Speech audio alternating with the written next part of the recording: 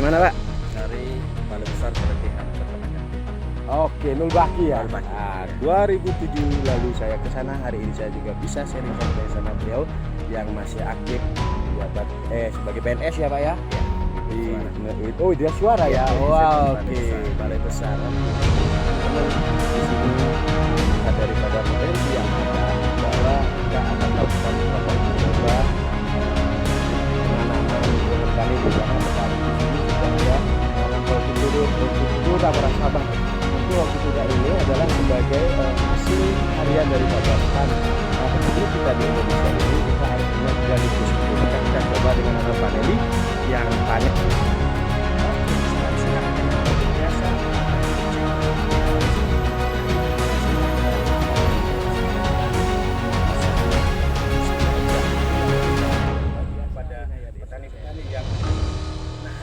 Bersyukur saya didampingi oleh Kepala Dinas. Ibu perkenalkan. Saya Amin Juaria. Dari Dinas Pertanian dan Ketahanan Pangan Kabupaten Kupang, Nusa Tenggara. Salam sehat, kaya luar biasa, petani sejahtera. Waktu dulu praktek di budidaya paneli PPPSB, Petani Muda Keren para sahabat. Ini kita sudah buat tanam, jaraknya 1 meter. Segera balik. Abang, cara nanamnya ingat? Udah kasih tahu saya. Itu sediain dulu sedikit tali ya bang. Tali rapi ya. Tali apa aja boleh. Itu guntung itu aman. Oh ya, ya.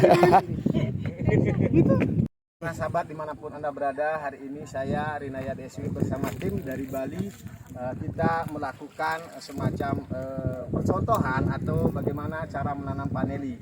Kami hari ini berada di Kabupaten Kupang, di Provinsi Nusa Tenggara Timur. Ini berada di Kabupaten Kupang Barat ya Bapak ya, Kecamatan Kupang Barat, Desa Imanunu. Tentu hari ini saya menyampaikan sedikit bagaimana cara kita menanam paneli. Tapi saya sungguh takjub hari ini karena lahannya di sini sangat luar biasa. MDPL-nya 100 meter MDPL dan tanahnya hitam berpasir, air ada. Tapi mudah-mudahan kedatangan saya ini bisa memberi inspirasi teman-teman di sini. Tentu masalah sukses ataupun menjadi orang kaya itu butuh proses para sahabat. Nah hari ini mudah-mudahan teman-teman terinspirasi. Kita kemarin sama Pak John ya Pak John ya. Pak John udah pernah melakukan pelatihan di P4S PPPSB bersama beliau juga. Nah kita melakukan hari ini seperti ini teman-teman. Kita buat bedengan seperti ini, jarak tanam 1 meter ke sana. Nah bedengan seperti ini, nanamnya juga tidak terlalu susah. Nah teman-teman, bagi yang ada di MDPL rendah dan panas seperti di Kupang ini, mungkin teman-teman kalau pohon gamalnya belum hidup, ini bisa diganti dengan paranet para sahabat. Nah karena paranet itu sebagai penyerapan sinar matahari juga, karena tanaman paneli ini dia tetap membutuhkan sinar matahari tapi dia tidak boleh terlalu panas.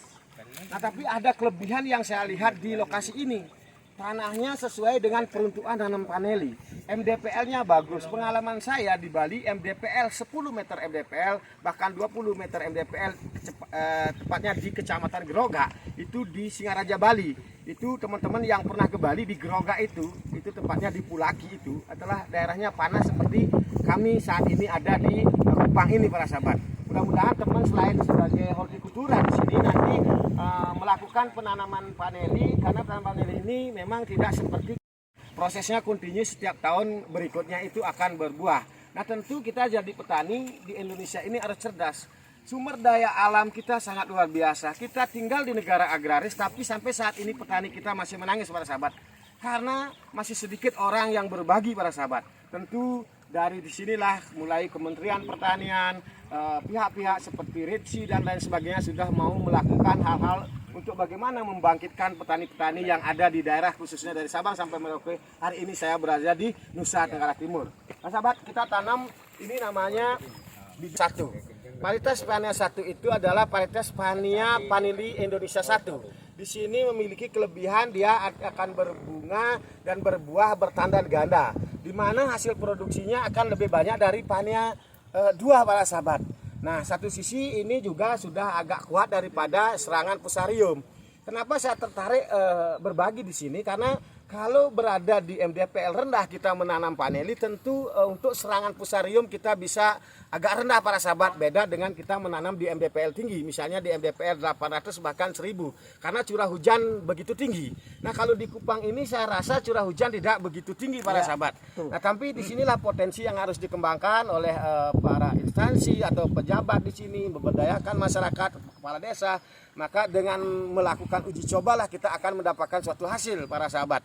Karena tanpa mencoba kita tidak akan mendapatkan hasil. Walaupun terkadang dengan uji coba kita mendapatkan hasil kegagalan para sahabat, tapi itu hasil juga karena kegagalan proses pembelajaran. Oke teman-teman, inilah kita bisa melakukan penanaman hari ini didampingi dan di beberapa P4S yang ada di sini. Nah, tentu saya Wayan Desewi terus belajar dari yang lebih tahu, berbagi kepada yang belum tahu, yang ingin tahu tentunya para sahabat. Karena kalau saya sendiri menjadi petani bagaimana menerapkan 5K para sahabat. 5K itu K yang pertama apa para sahabat? K pertama, belajarlah berkomunikasi, bercerita yang baik, seiring santai, sehingga kita akan membangun suatu K yang kedua, yaitu komunitas. Kita berkelompok untuk bagaimana menjaga kontinuitas. K yang ketiga itu bagaimana kita memiliki kolaborasi, baik instansi, hilirisasinya juga pemasarannya. Karena kalau kita panen dengan tekun, kita punya komitmen bahwa di mana kita tinggal jadi petani di Indonesia ini, tekun belajar, teliti tanamannya, kita punya ilmu baru para sahabat. Karena tidak mungkin ilmu teori itu yang kita mungkin dapatkan di universitas itu tanpa dasar penelitian. Pasti beliau-beliau dulu melakukan penelitian sehingga itu diajarkan kepada generasi-generasi kita. Maka saya sendiri Wayan Desewi mohon maklum datang jauh-jauh dari Bali, tidak begitu banyak memiliki ilmu, tapi mudah-mudahan bisa memberi inspirasi bapak-bapak yang ada di Kupang sini. Nah, itu yang bisa dapat saya sampaikan. Tentu apa yang saya sampaikan tidak berkenan, harap maklum. Tentu dengan paneli inilah kita akan banyak famili, karena dengan banyak famili kita pun akan memiliki banyak saudara. Karena tidak ada orang sukses temannya sedikit para bapak ibu sekalian ya. Dengan banyak teman kita banyak relasi dan regulasi, sehingga kita pun akan mencapai K kelima, yang 5K yang tadi saya sampaikan, yaitu mampu membuat produk yang berkualitas. Kalau produk yang berkualitas, walaupun kangkung kita produksi tapi kualitasnya bagus, itu tetap akan menjadi pilihan utama bagi pada customer kita, kan begitu ya. Oke, cukup begitu dulu, tonton video-video saya berikutnya. Terima kasih. Frekuensi ini ada vanila yang datang di sini, Pak. Ya, ini kan frekuensi saya, ini kebetulan bidang saya Pak, fokus saya. Sebelum lanjut saya menyampaikan, saya ucapkan selamat siang ya, selamat siang, salam sejahtera bagi kita semua. Semoga di hari yang baik ini kita dikasih beberapa ilmu baik dan yang bisa kita bagikan kepada teman-teman. Tentu saya sendiri juga akan banyak belajar sama Bapak Ketua P4S yang ada di sini Pak. Karena apa? Kami di Bali tentu berbeda dengan di sini, tapi dengan berkolaborasi lah tentunya ke depan kita akan bisa menjadi petani-petani yang mungkin mendekati sukses ya Bapak ya. Izinkan memperkenalkan nama saya Wayan Desewi, Ketua P4S Petani Muda Keren PPPSB. PPPSB itu adalah Perkumpulan Petani Panelis seluruh Bali, Pak. Nah, adik-adik, Pak Wayan di sini fokus bergerak di budidaya paneli, Bapak. Nah, kenapa Pak Yan fokus di budidaya paneli? Karena paneli ini di saat ini adalah hasil pertanian termahal di dunia. Kita di Indonesia di mana saja bisa kita tanam paneli. Di Kupang, di sini, di Bali, dimanapun, dari Sabang sampai Merauke bisa tanam paneli. Tahukah informasi adik-adik harganya buah paneli basah saat ini? Ada tahu nggak? Bapak tahu? Oh, belum ya? Ini di saat sekarang itu 250.000 basah, Pak. Kalau kita jual kering itu harga rendah sekarang itu 2 juta rupiah kering. Perbandingan buah paneli basah ke buah paneli kering itu 6:1. 6 basah, 1 kilo kering kalau diproses dengan benar. Nah, tentu pada saat ini suatu kebahagiaan saya didampingi oleh Pak Nengah Sumerte dari P4S Karya Sedana, Pak ya. Ada Pak Ketut juga dari P4S Goblek dan Pak Gede Adi dari Buleleng Agro, Pak. Tentu di sini adik-adik Pak Wayan kebetulan juga bidang ini mungkin berbagi sesuai dengan pengalaman saya ya Bapak ya. Tanaman paneli ini sesungguhnya adalah tanaman yang merambah. Nah, tapi perlu saya sampaikan dari pengalaman saya, itu nanam paneli kalau bisa steknya panjang Pak ya, 1 meter minimal ya. Lebih panjang lagi? Ya, lebih panjang 1 meter. Kenapa harus 1 meter? Itu dia ngeluarin tunas hampir besar sama dengan bakar induknya. Ya. Nah, itu nanti adik-adik yang mau mengetahui tentang budidaya paneli ini ya, itu bisa tonton YouTube saya, Wayan Winaya BSW. Ya, nanti komen di sana, itu ada 360 video kupas tuntas budidaya paneli ya. Kenapa Pak Wayan tertarik berbudidaya paneli? Sehat.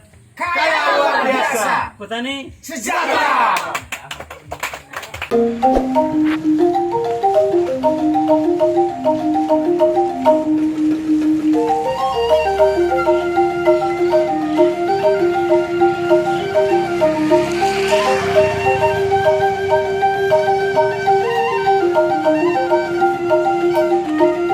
Assalamualaikum warahmatullahi wabarakatuh. Salam sejahtera bagi kita semua. Salam nama budaya. Hari ini saya akan memperagakan cara menanam bibit vanili. Nah, kita sebelum menanam menyiapkan bahan-bahannya dan alat-alatnya dulu. Yang pertama kita perlu menyiapkan lahan. Misalnya kalau tidak mempunyai lahan, bisa juga di pekarangan rumah seperti ini. Ini adalah vanili yang ada di pekarangan rumah saya sudah berbuah ya. Oke. Bahan-bahannya ini bibit vanili, panca meja dan tajam. Terus kalau kalian mau beli di luar Pulau Bali atau Pulau Jawa, kalian bisa dari online memesan dari nomor yang ada di bawah di kolom deskripsi atau saya akan munculkan di layar media ya. Oke. Ini adalah bahan-bahannya dan juga kami mengirimkan. Swastiastu, assalamualaikum warahmatullahi wabarakatuh. Salam sejahtera bagi kita semua. Salam budaya. Hari ini kita akan berkeliling desa Amangan karena desa Amangan itu desa vanili. Nah ini guys, vanili saya yang ada di rumah sudah mulai berbuah. Namun ini belum cocok dipanen karena masih ada tandannya atau bunga lamanya yang masih belum belum putus. Jadi belum layak panen. Oke, mungkin kita akan lanjut. Nanti saya akan perlihatkan di jalan dan saya akan perlihatkan orang-orang yang menanam vanili di desa Amangan. Oke, gas!